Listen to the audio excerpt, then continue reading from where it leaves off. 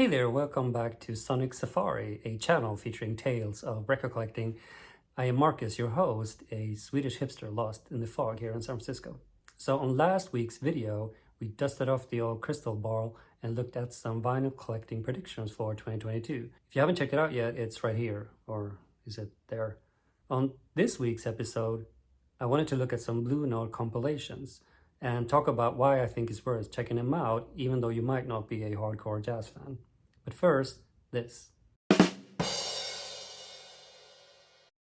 So a few weeks ago, I did my yearly Purge, and if you haven't checked out that video, please do. I ended up taking 31 records to Amoeba here in San Francisco. I traded for 4 records and ended up with some change back, and I wanted to quickly show you what I got.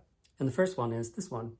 Thelonious Monk Quartet, originally on Riverside, and this is a 1987 repress on OJC. Now the Black Hawk used to be a jazz club here in San Francisco, so I was just happy to pick up a live recording from the city that is now my hometown, but I was also surprised that the sound on this one is fantastic, so really happy to have picked this one up. And the next one is this one, Bill Evans' Conversations with Myself. This is on Verve from 1963. And what stands out about this one is that he overdubs 3 tracks on every song. So the sound is very lush, almost a bit too much at times. And then it's the jacket, it's super slim. And then it has this little pocket on the inside where you keep the record. Never seen anything like that. So it's almost like an oddity record. So happy to have it. I was also very surprised to find this one, Bill Evans' Behind the Dikes. This is the Record Store Day release from 2021 on Elemental Music. And it was still in the shrink and to retail price, so very happy to have it. Nothing ridiculous about this one, just a very solid live performance. And last but not least, I was super happy to find this one, Mary Lou Williams on Folkways record, which is part of the Smithsonian Museum, released in 2018. And I've never heard of this record label before, but I was super surprised with the quality. The jacket is just so sturdy and really, really high quality. And the record itself is also a very interesting one. Mary Lou played a lot of jazz and decided to withdraw to focus on religious activities, only to come back in the mid-60s because she found the sound of modern jazz to be, and I quote, disturbing and crazy. It's a really interesting record because it's kind of split in two. It's half gospel, half just incredibly swinging jazz. So it's an interesting one to check out.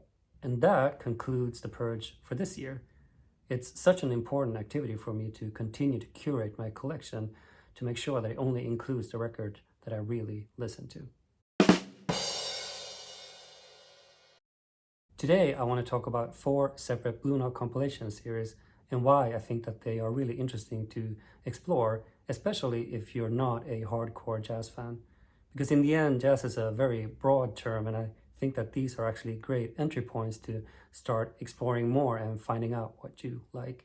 So let's jump into it, shall we? So let's start with 2 compilations by Gilles Peterson. Now, Gilles Peterson is the type of person that simply makes you feel lazy, to be honest. He is all over the place.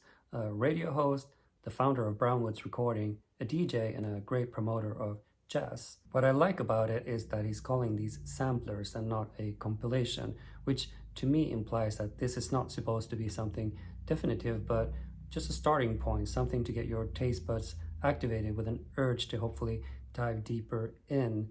And you can tell that these have been compiled by a DJ because these are swinging. You really want to get out dancing when you listen to these songs. These might not be super easy to find as they were released in the 80s in Europe, but they are affordable. And first off is this one, Baptist Beat from 1987.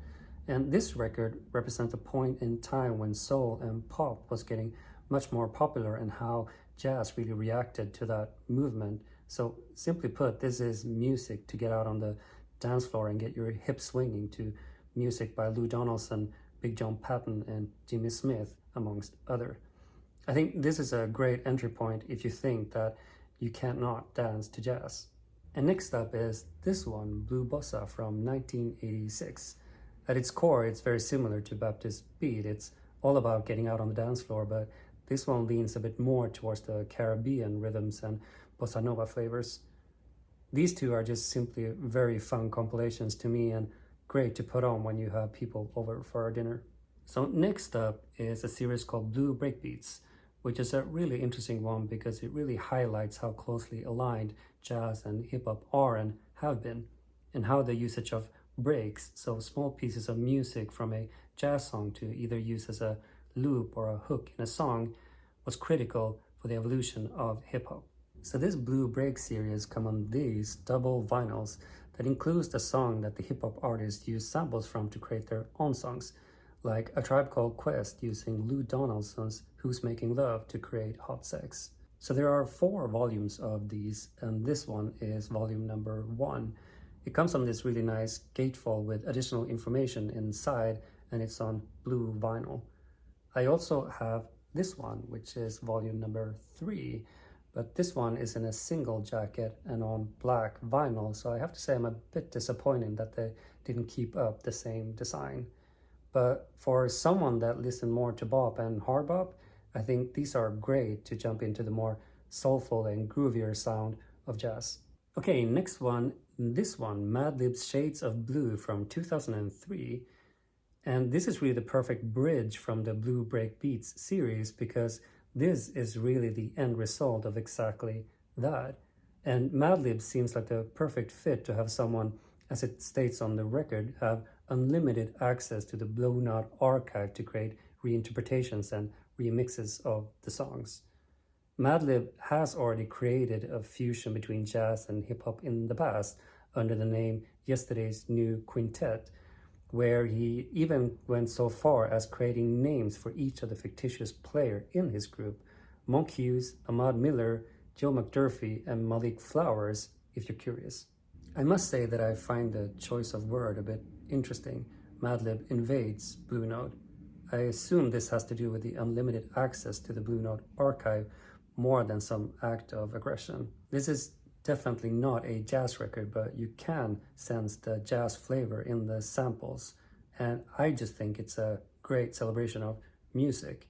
The songs not drifting too far away from the originals, but still standing firm in their new hip-hop shape, driven by really heavy beats. This is a phenomenal record, and I would urge you to check out Distant Land, based on the song of Donald Byrd with the same name. So what's interesting about this record is that it was released with a sister record. This one, Sources for Madlib's Shades of Blue Untinted, also released in 2003. Here you get all the songs that were used for the samples, including artists like Donald Byrd and Wayne Shorter, which I can only assume were close to Madlib's heart because there are multiple tracks from both of them, but also artists like Herbie Hancock and Andrew Hill. You can, of course, not play these side to side, but I find it really interesting to play them back to back because you can really see how different and similar they are at the same time. I just think that this is a super interesting project and really worth checking out, especially for someone like me that normally does not listen to hip-hop. Last but not least, I want to talk about a project that is similar to the one from Madlib, and it's this one, Blue Note Reimagined.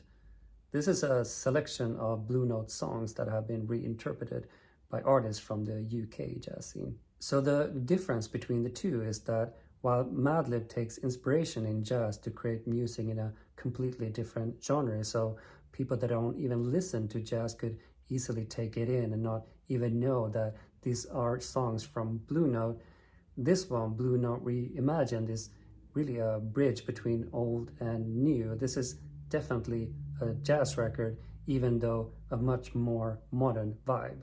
So the Blue Note Reimagined with artists like Shabaka Hutchins from Sons of Kemet is really an entry point to listen to a different type of jazz, a much more modern one. And if you like this one, you should dive deeper into it. And I think that's really the point. What is so fun with these compilations is that they are really an entry point for you to discover new types of music. And if you dig it, you have a great starting point to dive much deeper into it. All right, so that's it for today's episode. Like, subscribe, and all of that good stuff. On the next episode, how do you wear your sleeves? Yeah, exactly. Not which ones, but how do you wear them? And also the next installment in the soundtrack of my life.